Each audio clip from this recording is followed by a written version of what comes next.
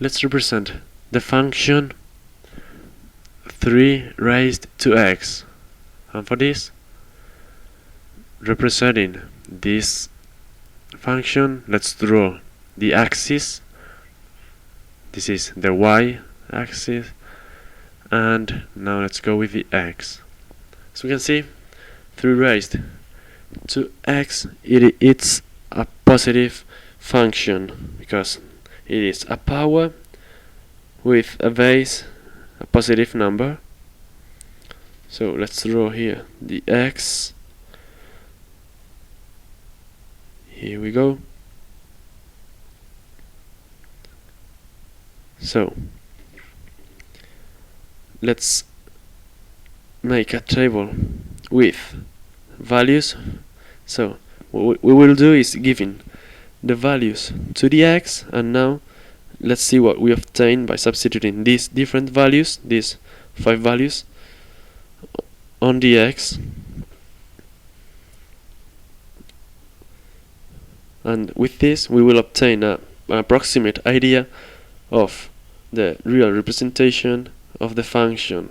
It is so. Let's go with -2. Let's substitute the x by -2. So this is 3 raised to -2. It is a power with a negative exponent is 1 divided by the same power and with a positive exponent, that is 1 divided by 3 squared, that is equal to 1 divided by 9, that is 0.1.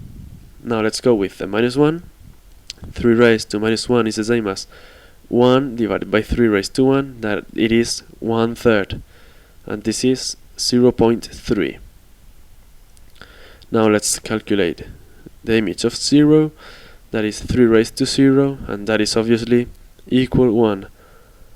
The image of 1 is 3 raised to 1, that is 3. And now, finally, with the 2, we have 3 squared is equal to 9. Once we've calculated these values for the x and the y, let's draw them on the graph.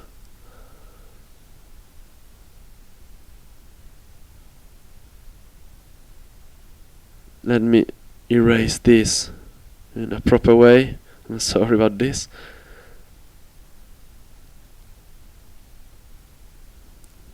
That's it. Let's rewrite the values here: 0.3, the 1, the 3, and the 9.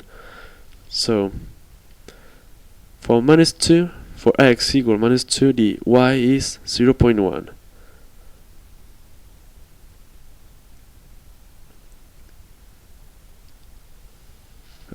As you can see, this power will not never be equal to 0. It will get very close to 0, but it won't be 0. So let's draw the image of -1 on 0.3, the image of 0 on 1, the image of 1 on 3, and the image of 2, it's 9. So let's join all these points with the red line, and by joining them we obtain an approximately graph of this function.